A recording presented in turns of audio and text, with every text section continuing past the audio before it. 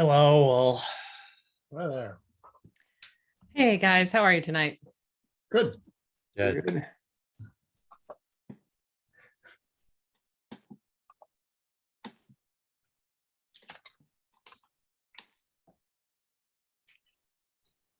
I know Steve said he's coming, but he may have to leave early tonight. But actually, I think it's going to be a relatively short meeting. We don't have a ton of agenda items tonight. Good.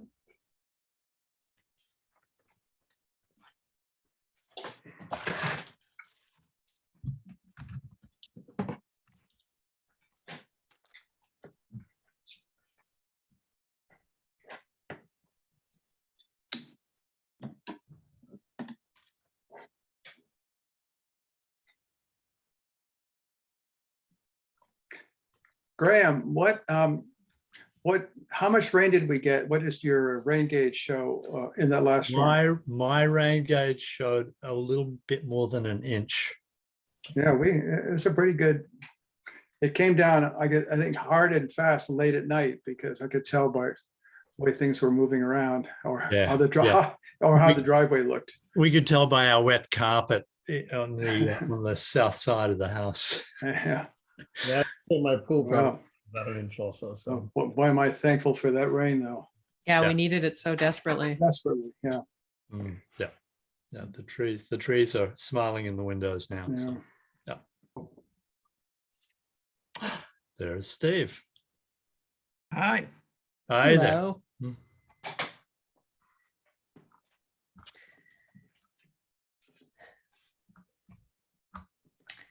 All right, well, as long as we're all here, I guess we can just get started and get back to lounging in pools and drinking beers and eating ice cream, whatever else we do on these days to stay cool. Yeah. All right, so first thing is approving our meeting minutes from June 15th. So moved. Thank you. Can I have a second?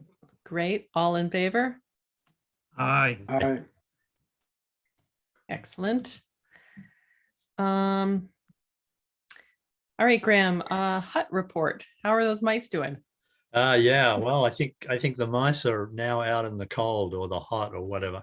I've seen no on multiple trips. I've seen no evidence that they're eating any of the peanut butter little telltales, and there's been no more mouse poop. And even that stray mouse poop that you and I saw, I suspect the fans moved it around a little, and that it may have been an artifact. I'm not going to make a comment there. All right, okay. Thank you, Steve.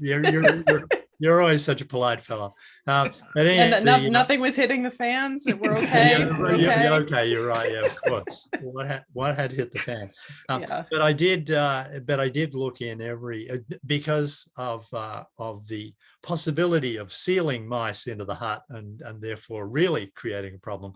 I looked in every spot that they could move into, and I know that they can't live in a switch. At least, yeah,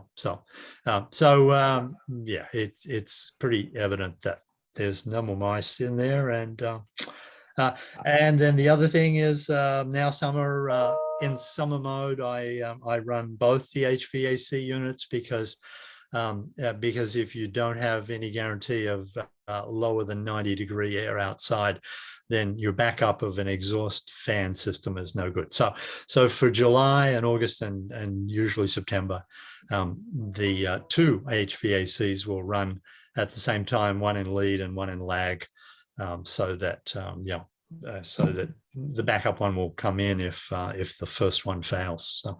So, Graham, is that actually a setting, lead and lag, or is it just the way you set no, the levels? it's just set it yourself. Yeah. So Yeah. So the hut's set on 75, and the lagging one will start cooling if it gets to 83 or something like that. Okay, good. So there's the lag, and I'll flip them over just so that we don't have one of them working hard all through the summer. And Okay. no. And and so nothing else there to So I'll just say what the Tim Otto report for the month was, Gail, while I proceed to that. Sure, why not? No. So eight of the tickets for the month were just administrative details, people coming and going and turning things on and off. And one of the administrative ones said compromised account, which I assume wasn't. First up, I saw a compromised account, and I thought, oh, hacked. But I'm sure it means their credit card or something like that. So probably someone's account didn't pay that month and they had to do something else. So 10 customers had questions in those tickets. There were only 2 internet problems, and one of them being internet out, and then there were 12 voice over IP tickets, and 6 of those were the call dropping out issue when they had the call routing problem with their system. And in fact, they would have had more than 6 call dropping complaints because they didn't have mine logged. And so it was a systemic thing. I guess they just figured that 6 was a sample. So and just the other detail in Tim's report is halfway through the year, we have about 10 drop repairs in the 6 months, which is very comparable and a little better. 10 drops repaired or relocated for contractor stuff. And that's comparable and to 2021 and 2020 at this time of the year. And it's actually a little better. In the first year, there were, there were 15. And in 2021, 18 by this time, and there's 10 right now. So it's pretty, it's not a dramatic year from the point of drops being moved or knocked down. So that's all. Wonderful. Great. Thank you, Graham, for sending me the summary of the HVAC maintenance schedule. I'll get that into our kind of broadband overall manual. I'm revising it since we're about to take on a new vendor, and there's some things that have changed since I last wrote it. So that'll be a nice addition. Also wanted to let you know that Brad Foster was taken care of this week. Oh, good. Okay. Yeah. He was one of those ones that had a cable that had to be moved for reasons of aesthetics, I guess. Yep. We also got that big project done at 85 Leonard Road, the underground conduit, with the help of the highway department and the police department. So it was a big coordinated effort, and it only took 2 months to arrange. So not bad. Right. So they had a temporary service across the road at that for that period, did they? Yeah. We just had kind of draped it across to get them service. But anyway, it's not ideal.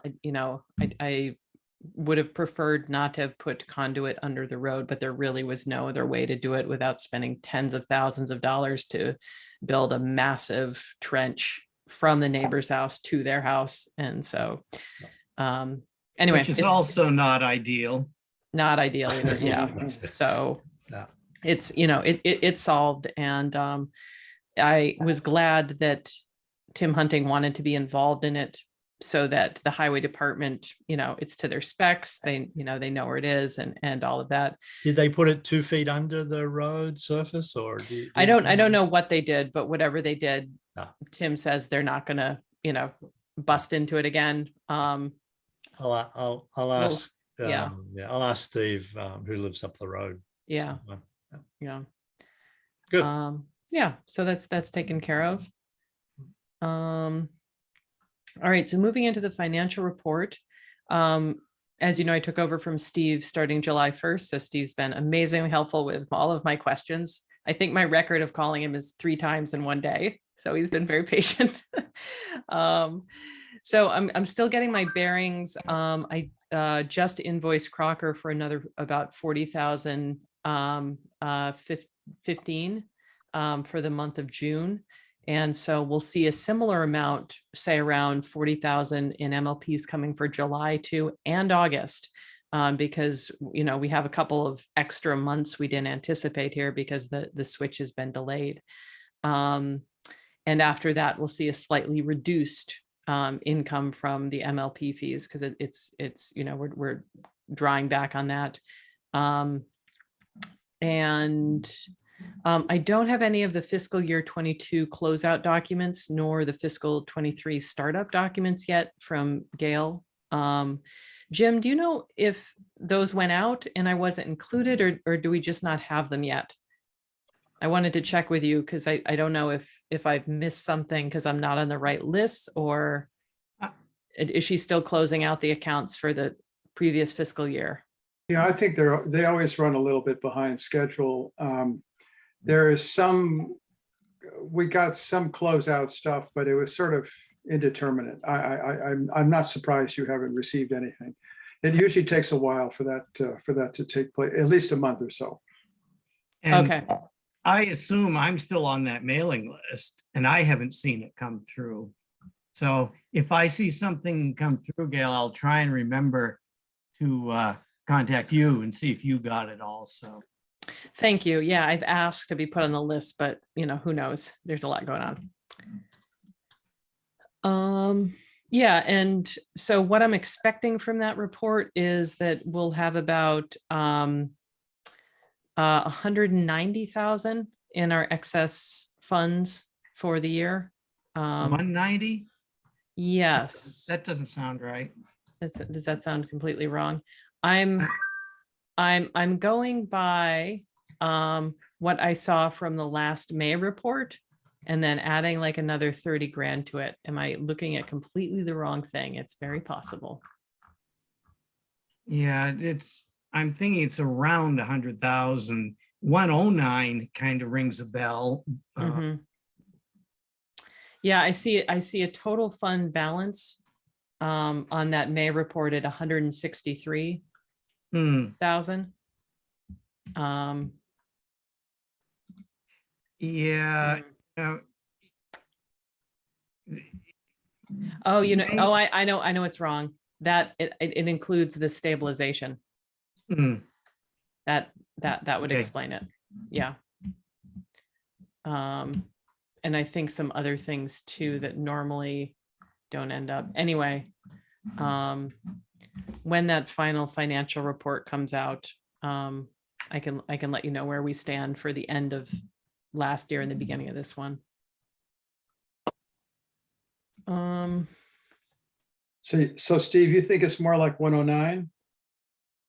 It was around 100,000, but I don't remember precisely. And when Gail just mentioned 190, I was thinking 109 would sound more like it, but I don't think you need to record that at this point, Jim. It's also, this is pretty speculative. So yeah, maybe just say something like, you know, we'll have a full report at the end of the fiscal year.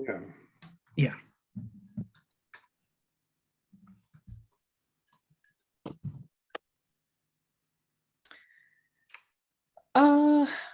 All right, in other news,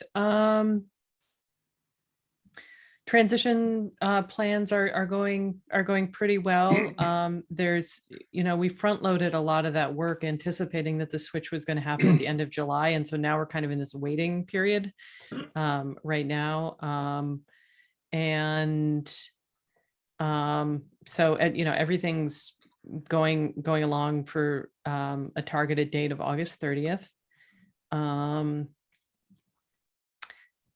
Let's see. I am glad that we are switching vendors. I don't know what's been going on with Crocker, but there's been more complaints than normal about kind of lack of service, and what I mean by that is not timely callbacks from technicians for folks. I have a feeling it has to do with you know, some of their staff being on summer break, and also I think that they are doing a lot of work on that Block Island rollout. And also we may not be so much of a priority anymore because we're on our way out. Anyway, that's all kind of speculation, but it's nice for me when people complain to be like, you know, to let them know, like, yeah, we're moving away from Crocker right now. I was going to say that last week I had a call into Crocker because for some reason our phone went to call blocking as the default, ID blocking. Mm.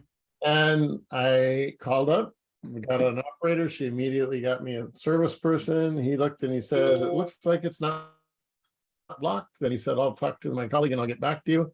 10 minutes later, I get an email from the second guy saying, I fixed it while you were talking to the first guy. It's done. Don't worry about it.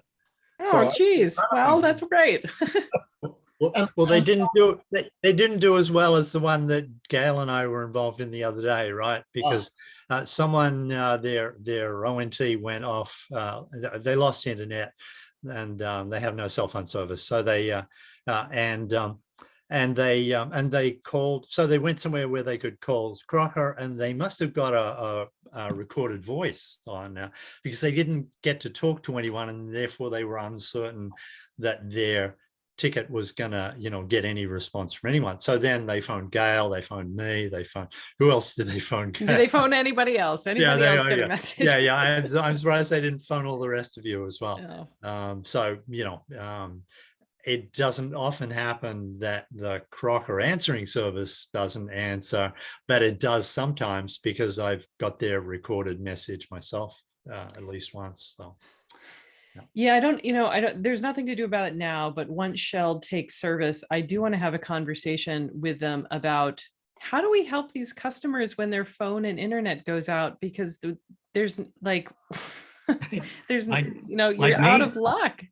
You're out of luck, and you can drive somewhere, you get the cell service, but then how do they communicate with you? So what I'm hoping is that Shell has some capacity to communicate with customers over text, right? That's actually something that's a hole in Crocker's services. If I don't think it's a great way to communicate with customers. I think a live voice is better, but if that's all you have and you can just get a text message out, it's better than nothing. It's a way to do that asynchronous communication, if that's necessary. So anyway, I've bookmarked that, and we'll talk to Sheld about it. We could also mention to people who do raise it as a question to us individually that you could buddy up with a next door neighbor, and buddy up so that if they lose or you lose, then there's some way of communicating, but it's not a problem enough for me to worry about. Yeah. I hope that Shell does well. I mean, I would say that customer service, generally speaking, around the country, Verizon Wireless, et cetera, is horrible compared to. It's so bad. Yeah. Right? Crocker is in another era in terms of customer service. Yeah. Well, even these people who got the answering services, Gail and I know, they were back online. The drop had been repaired by 4:30 or 4 o'clock. So in the afternoon, and they called it in at 11 a.m. So, they did pretty good on that drop repair. But I hope Shell does as well. I can say that hiring people right now is tough. Hiring good people is tough. Yeah.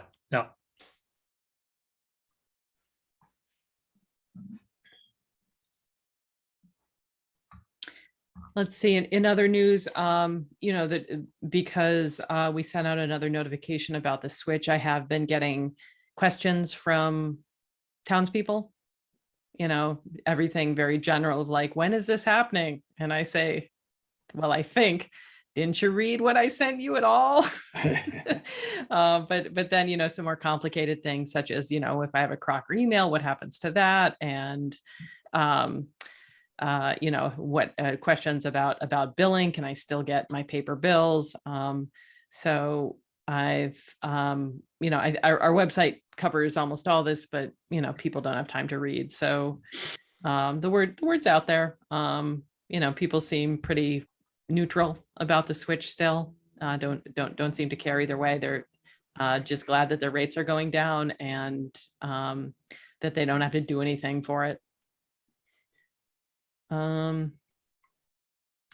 Let's see. So about a month ago, Craig sent me an idea that I want to run by you, to include some service stickers in our first bill. The idea came from Wired West, which is sending out kind of like magnets with the Whip City information on it with their support number. And we, if you remember during the construction period, we did print out little Shutesbury Net stickers that had our support number on it. And those were supposed to go on every ONT. I'm going to say they made it onto about a half of them. If I that, never got one. if that, yeah. I contacted Sunrays Printing and did a design. I mean, it's nothing fancy. It's just our logo with, technical support, and then our phone number, which is transportable. So whatever vendor we use, it's always going to be our number. Great. Good. And so thinking we could send these out with tucked into the first bill that goes out to all customers, even if you opt to get emailed bills, we're still going to email the first welcome letter and the first bill out to everybody.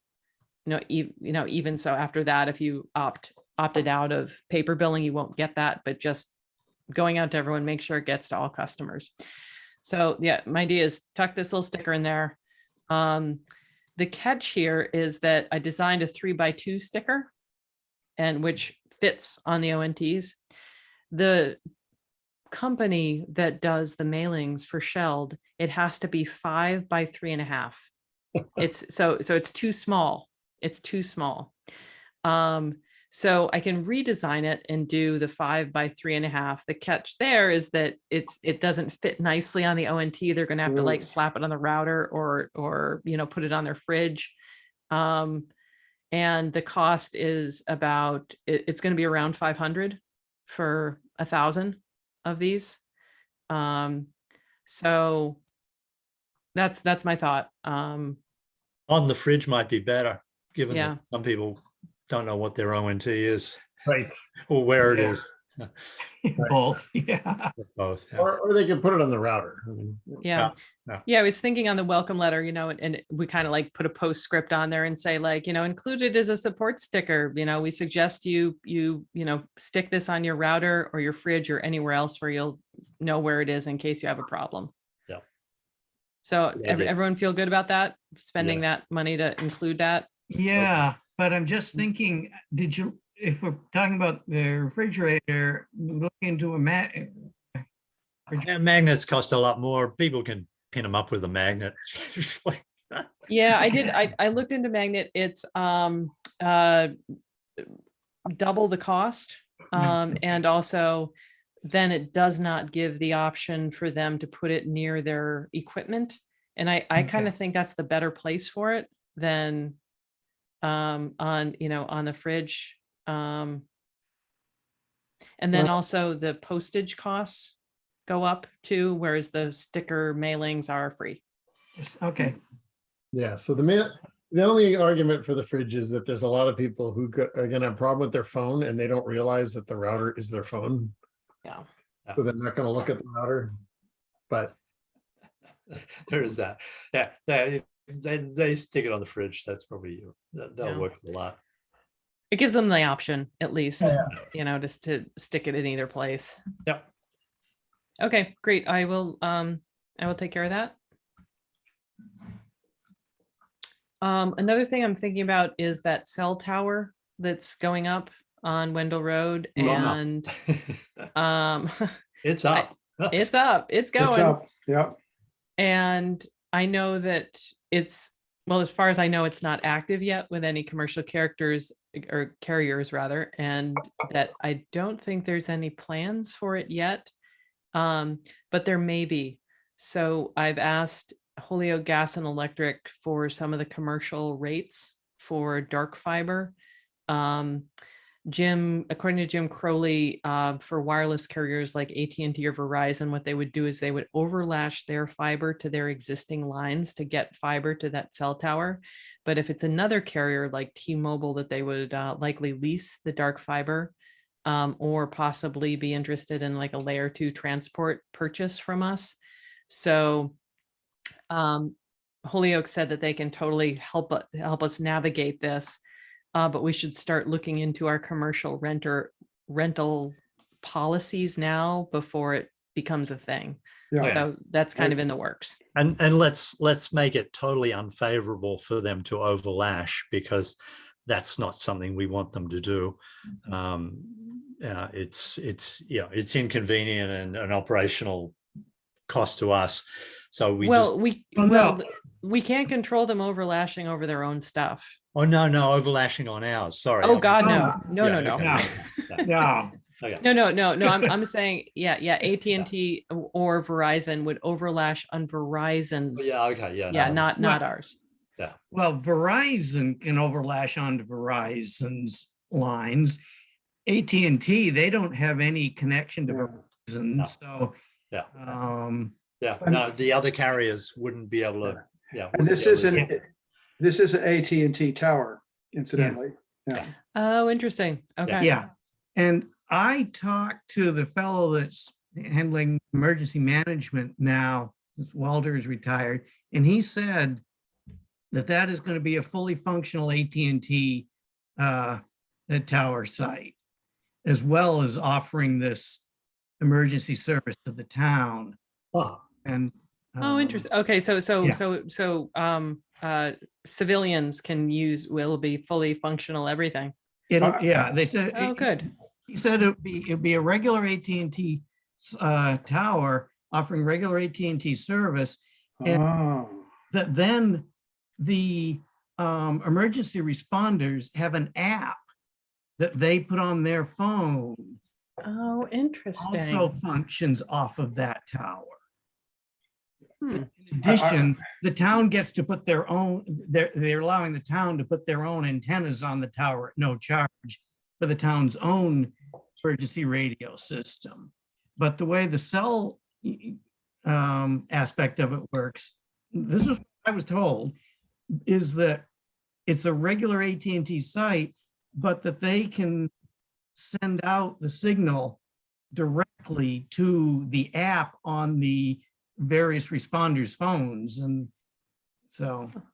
Fascinating. And who do you hear this from, Steve? Yeah, Steve, this is not what I've. Or is It's it a fellow who took Walter Tibbetts' place as emergency management director, and I don't have his name right now. Yeah, whatever his name is. Okay. Yeah. Huh, Well, fascinating. Walter said, though, to me, because I quizzed him about this a while ago, and he said that the town of Shutesbury wasn't really interested in signing up for whatever it is that AT&T is going to provide, at least not at this point. And so that meant that they were going to go out and buy the special iPhones or whatever it is that will have the software built into it to be able to respond to this emergency service. Now, the addition of normal AT&T service, that is a new one. I have not. And I think if that's the case, we better really sock it to AT&T, financially, because that's going to really start to horn in on our activity, so to speak. I mean, they are really paying for it. So I'm just a little bit of a chauvinist here, but I would be more worried about that. That is news to me. That's not what I've heard in the past. That this was just really unless whoever owns that tower is renting out space on that tower now to all comers, which I'm sure they'd like to do because they make a lot of money off of that facility now that they have the facility up. And there are antennas on that tower. I've seen them. At least I think I've seen them. So I'm really not sure what's going on. But your information is new information, and it worries me a little bit. Yeah. We had talked about this, about a cell tower kind of taking our business, so to speak. Yeah. I think I'm actually less concerned about that now, in that our prices are coming down so much. Yeah. And what we offer is going to be so much better than what that anybody could get for the bargain price of $60 a month. We might lose a handful of customers around Lake Wyola. That's one place I could see where people would feel justified, not paying year-round prices for internet if they have a different option. We're going to be okay. We have plenty of customers who love the service, and the speed is wonderful. added to that is the fact that the cell tower itself is not very high. They've kept it, it's barely 100 feet. And that means that their ability to deliver service far and wide is going to be rather limited. Now, if that tower was 200 to 300 feet high with lights on it and all the rest of it, that'd be a whole different story, but it's not. It's a rather low tower. And I even think some of the people on the lowest part of the lake might have even trouble getting, connecting to it, but that's hard to say at this point. I'll have to go up and look at it. My biggest concern has always been if it's an AT&T or Verizon, that they'll go to their AT&T cell phone customers and say, well, we're going to bundle this. And Yeah, right? yeah.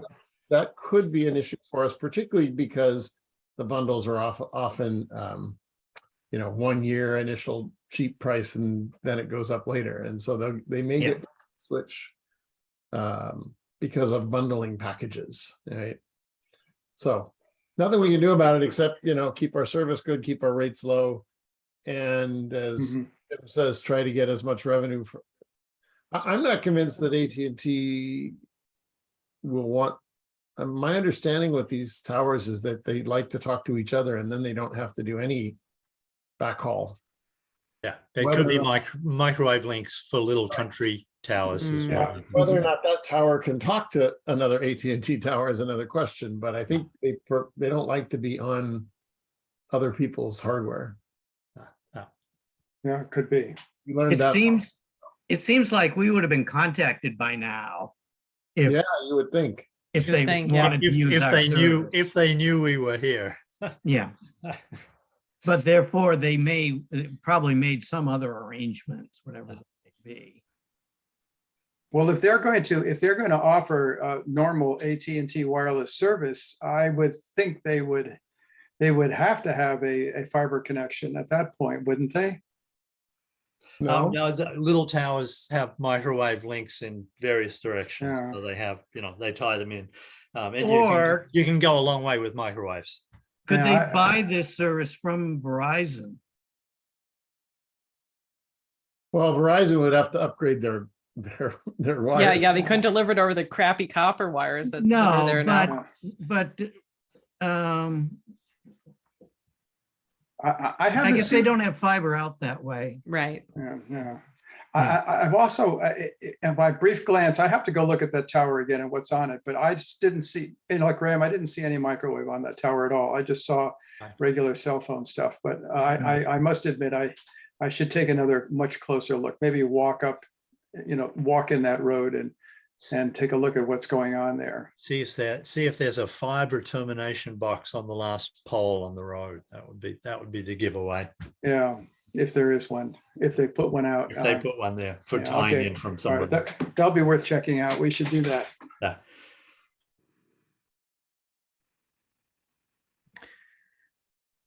All right. What else? No word about our ARPA proposal that we put in. I assume the select board is sorting through a lot of proposals from different departments there. And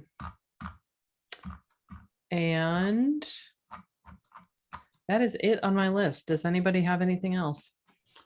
I did tune in on the select board last night because they were talking about that, how to split out the money, and in the ECAC committee that I'm on. Oh, right, yeah.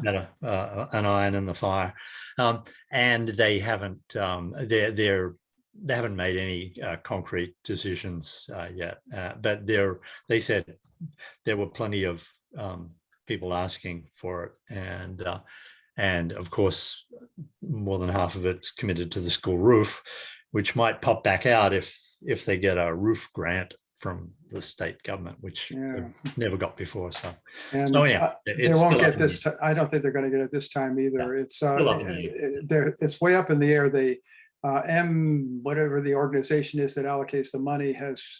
Normally they would have supplied some word about this in June. That's when they were scheduled to do so, but apparently it's sort of wandering around and no one really knows what's going on, and it might be October or November before any real statement is made, if indeed they have the money, which they may not have at all. So I wouldn't, it's hard to know what's going on. It's very murky, let's put it that way.